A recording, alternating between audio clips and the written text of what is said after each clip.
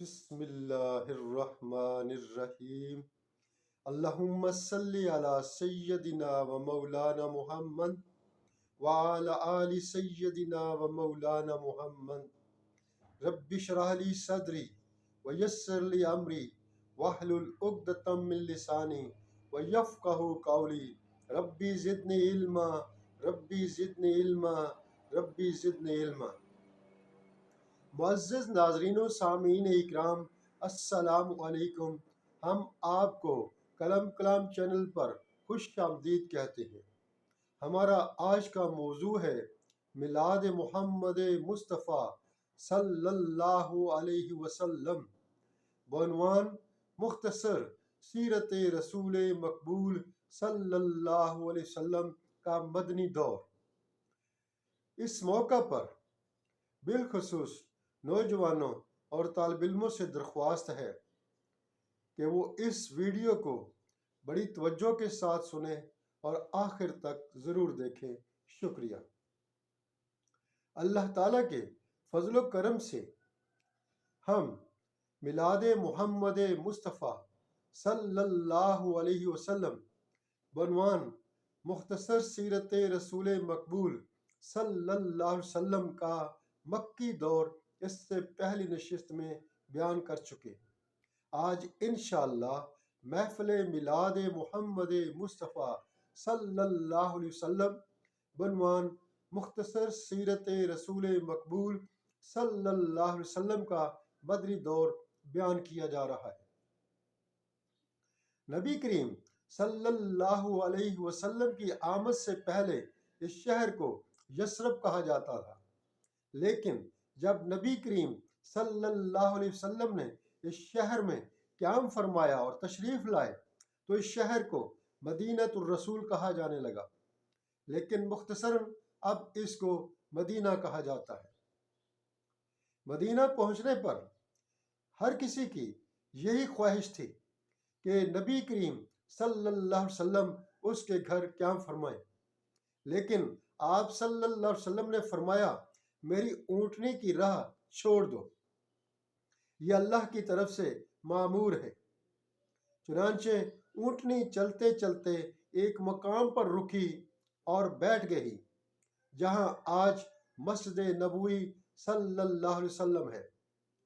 اس کے بعد آپ صلی اللہ علیہ وسلم اونٹنی سے نیچے اترے۔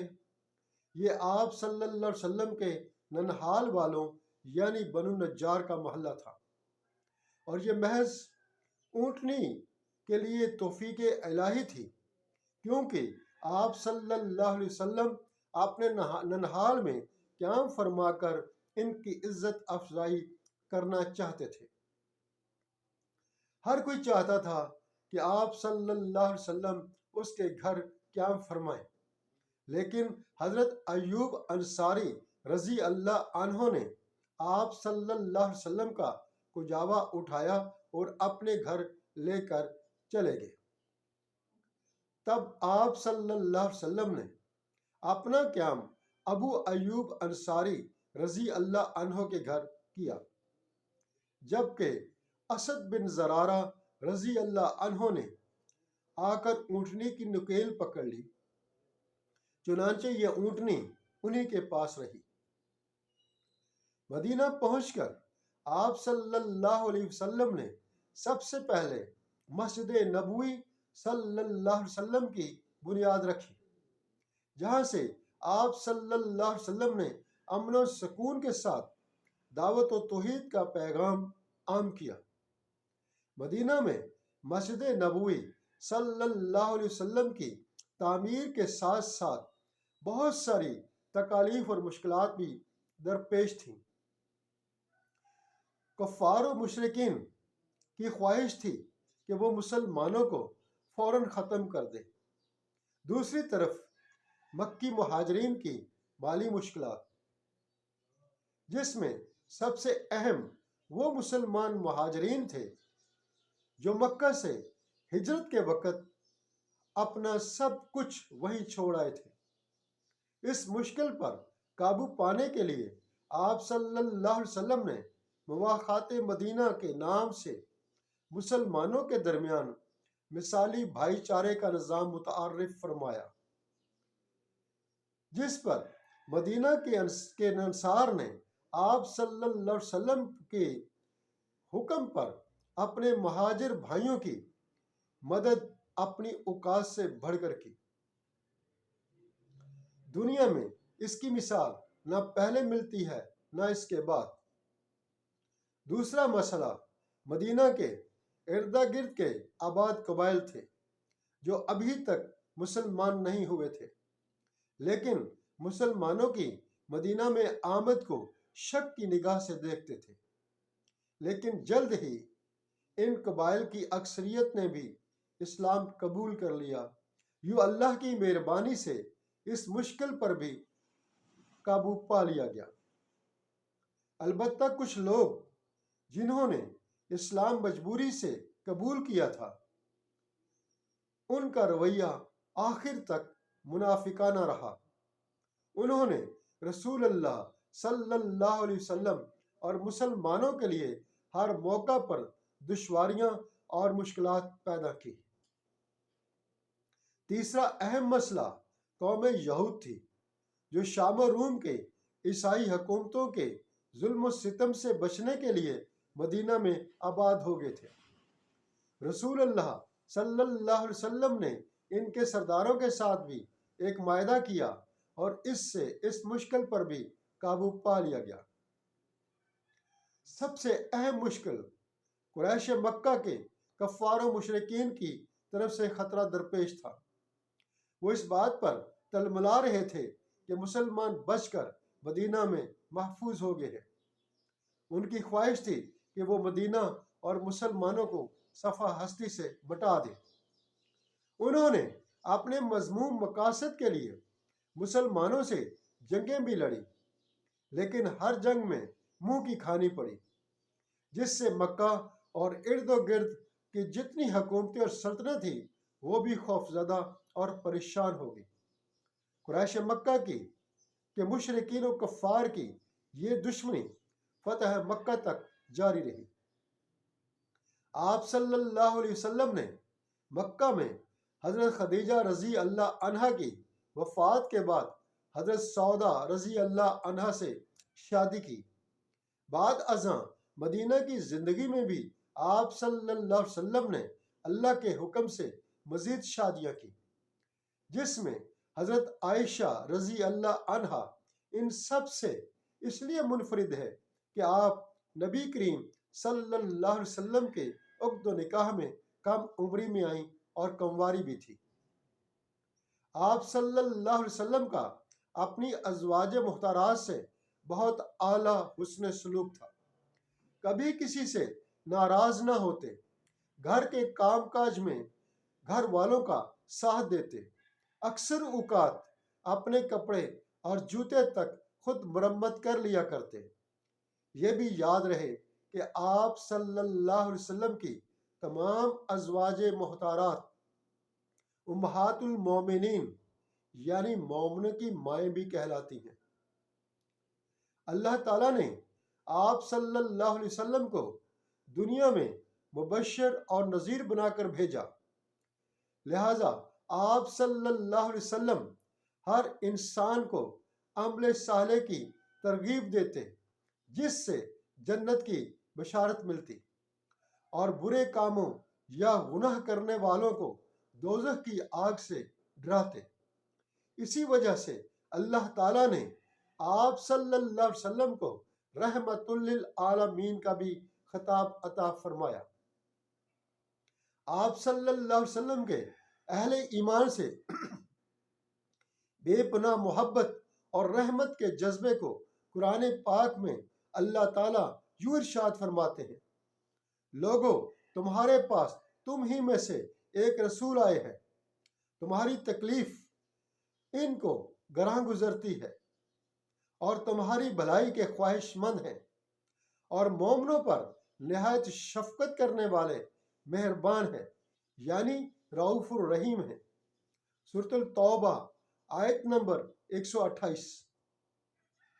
آپ صلی اللہ علیہ وسلم نے مدینہ کی زندگی میں کفار و مشرکین سے جنگیں بھی لڑیں، جس میں اکثر اللہ تعالیٰ نے آپ صلی اللہ علیہ وسلم کو فتح یاب فرمایا۔ جنگ کے دوران آپ صلی اللہ علیہ وسلم کی پہلی ترجیح مد مقابل کو دعوت توحید اور اسلام کی ہوتی۔ اگر ناگزیر ہوتا تب ہی جنگ لڑتے۔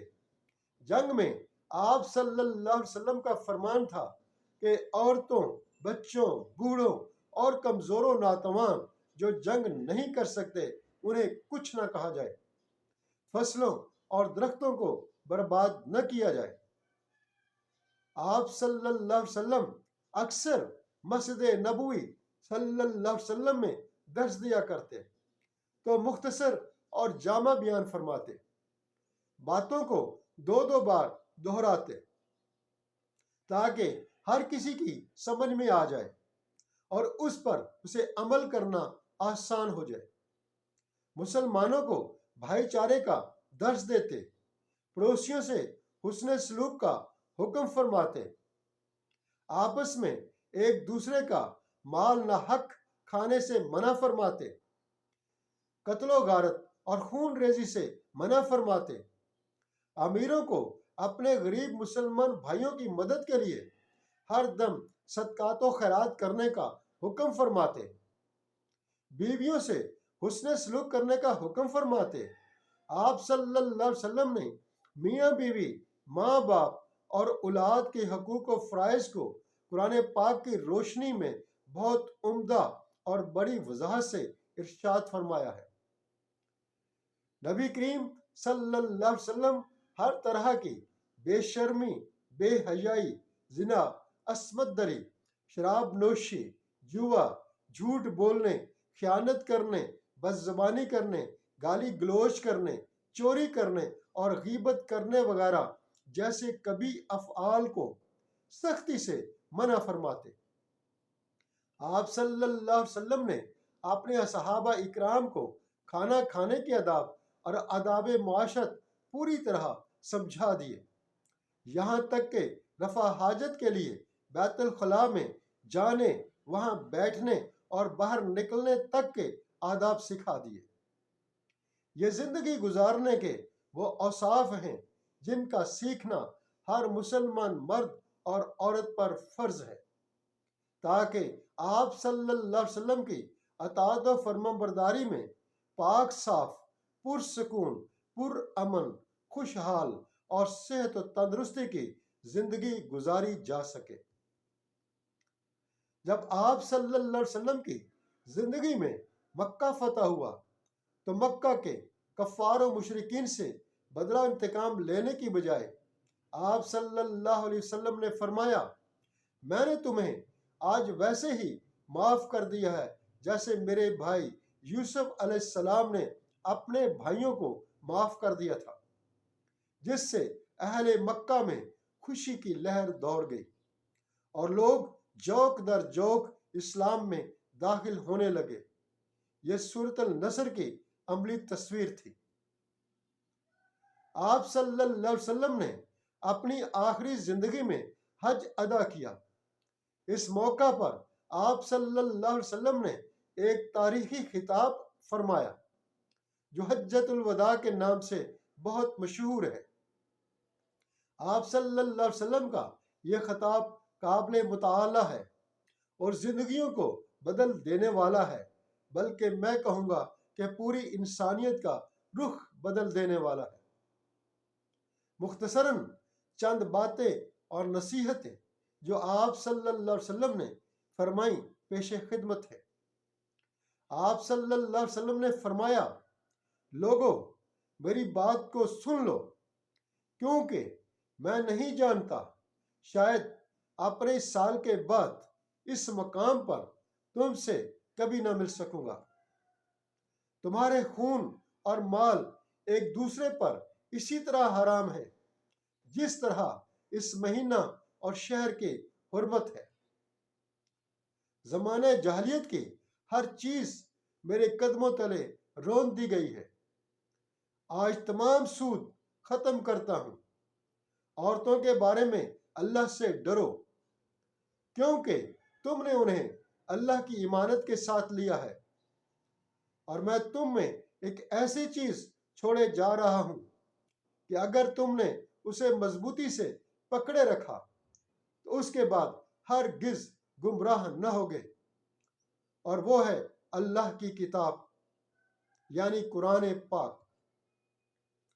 لوگو یاد رکھو، میرے بعد کوئی نبی نہیں اور تمہارے بعد کوئی امت نہیں، لہٰذا اپنے رب کی عبادت کرنا، 5 وقت کی نماز پڑھنا، رمضان کے روزے رکھنا، خوشی خوشی اپنے مال کی زکوٰۃ ادا کرنا، اپنے رب کے گھر کا حج کرنا اور اپنے حکمرانوں کی اطاعت کرنا۔ ایسا کرو گے تو اپنے رب کی جنت میں داخل ہوگے۔ آپ صلی اللہ علیہ وسلم کا وہ خاص پیغام اور نصیحت جو کہ نہ صرف مسلمانوں بلکہ تمام انسانیت کے لیے باعث فخر اور مشعل راہ ہے۔ آپ صلی اللہ علیہ وسلم نے فرمایا، اے لوگو، بے شک تمہارا رب ایک ہے، بے شک تمہارا باپ آدم علیہ السلام ایک ہے۔ سن لو، کسی عربی کو کسی اجمی پر، کسی گورے کو کسی کالے پر، کسی کالے کو کسی سرخ پر کوئی فضیلت نہیں مگر تقوی کے سبب۔ اس خطبہ کے بعد اللہ تعالیٰ نے قرآن پاک کی یہ ایک آیت نازل فرمائی۔ یہ آیت کافی طویل ہے، یہاں مختصراً اپنے مقصد کو بیان کر رہا ہوں۔ آج میں نے تمہارے لیے تمہارا دین مکمل کر دیا اور تم پر اپنی نعمت پوری کر دے اور تمہارے لیے اسلام کو بحیثیت دین پسند کر لیا۔ سورۃ المائدہ آیت نمبر 3۔ حج کی ادائیگی کے بعد آپ صلی اللہ علیہ وسلم زیادہ عرصہ دنیا میں نہ رہے اور آپ صلی اللہ علیہ وسلم پر بیماری ظاہر ہوئی، جس کی شدت سے آپ دنیا سے رخصت ہو گئے۔ آپ صلی اللہ علیہ وسلم کی حیات مبارکہ کے آخری دن کے متعلق انس رضی اللہ عنہ بیان فرماتے ہیں، مسلمان نماز فجر میں مصروف تھے اور ابو بکر رضی اللہ عنہ امامت فرما رہے تھے کہ اچانک رسول اللہ صلی اللہ علیہ وسلم نے عائشہ رضی اللہ عنہا کے حجرے کا پردہ اٹھایا اور اصحابہ اکرام جو صفیں باندھے نماز میں مصروف تھے نظر ڈالی اور پھر تبسم فرمایا۔ ادھر ابو بکر رضی اللہ عنہ اپنی ایڑی کے بل پیچھے ہٹ کر صف میں جا ملے۔ انہوں نے سمجھا کہ رسول اللہ صلی اللہ علیہ وسلم نماز کے لیے تشریف لانا چاہتے ہیں۔ انس رضی اللہ عنہ کا بیان ہے کہ رسول اللہ صلی اللہ علیہ وسلم کے اس اچانک ظہور سے اصحابہ اس قدر خوش ہوئے کہ چاہتے تھے کہ آپ صلی اللہ علیہ وسلم کی مزاج پرسی کے لیے نماز توڑ دیں، لیکن رسول اللہ صلی اللہ علیہ وسلم نے اشارے سے فرمایا، اپنی نماز پوری کر لو۔ پھر حجرے کے اندر تشریف لے گئے اور پردہ گرا دیا۔ اس کے بعد رسول اللہ صلی اللہ علیہ وسلم پر کسی دوسری نماز کا وقت نہیں آیا۔ آپ صلی اللہ علیہ وسلم کی زبان مبارک پر جو آخری الفاظ ادا ہوئے وہ حضرت عائشہ رضی اللہ عنہا یوں بیان فرماتی ہیں، آپ صلی اللہ علیہ وسلم فرما رہے تھے، ان انبیاء، صدیقین، شہداء اور صالحین کے ہمراہ جنہیں تو نے انعام سے نوازا، اے اللہ مجھے بخش دے اور مجھ پر رحم فرما اور مجھے رفیق اعلیٰ میں پہنچا دے۔ اے اللہ رفیق اعلیٰ، یہ الفاظ 3 بار دہرائے اور آپ صلی اللہ علیہ وسلم اپنے رفیق اعلیٰ سے جا ملے۔ آپ صلی اللہ علیہ وسلم 12 ربیع الاول 11 ہجری یوم دوشنبہ کو چاش کی شدت کے وقت اس دنیا فانی سے پردہ فرما گئے۔ انا للہ و انا الیہ راجعون۔ سیرت رسول مقبول صلی اللہ علیہ وسلم کا ایک خلاصہ پیش کرنا چاہتا ہوں، جسے غار حرا کی رحمت و برکتیں سمیٹنی ہوں۔ وہ یا ایہا المزمل قم اللیل الا قلیلا کو اپنی زندگی کا حصہ بنا لے، اور جس کو اقرا بسم ربک الذی خلق کی رحمتیں اور برکتیں سمیٹنی ہوں، اور نبی کریم صلی اللہ علیہ وسلم کے اسوہ حسنہ کی پیروی کرنی ہو، وہ یا ایہا المدثر قم فانذر وربک فکبر کو اپنی زندگی کا نصب العین بنا لے۔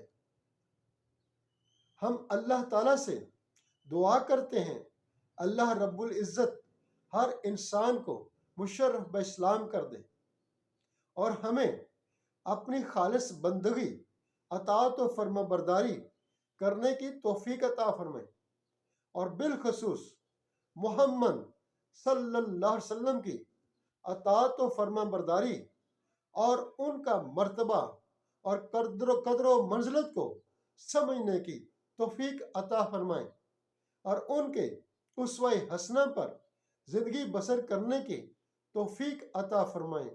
آمین ثم آمین۔ الحمدللہ، ہماری آج کی یہ نشست میلاد محمد مصطفیٰ صلی اللہ علیہ وسلم بعنوان مختصر سیرت رسول مقبول صلی اللہ علیہ وسلم اپنے اختتام کو پہنچی، جو یہ میلاد محمد مصطفیٰ کبھی ختم ہونے والا نہیں۔ اللہم صلی علی سیدنا و مولانا محمد و آل سیدنا و مولانا محمد۔ آپ نے قلم کلام کی محفل میلاد محمد مصطفیٰ صلی اللہ علیہ وسلم کو زینت بخشی، ہم آپ کے شکر گزار ہیں۔ اگر ابھی تک آپ نے چینل کو سبسکرائب نہیں کیا تو کر لیں، اور قلم کلام کی تمام ویڈیوز دیکھا کریں۔ اللہ تعالیٰ آپ کے لیے زندگی میں آسانیاں عطا فرمائیں۔ آمین ثم آمین۔ السلام علیکم ورحمۃ اللہ وبرکاتہ۔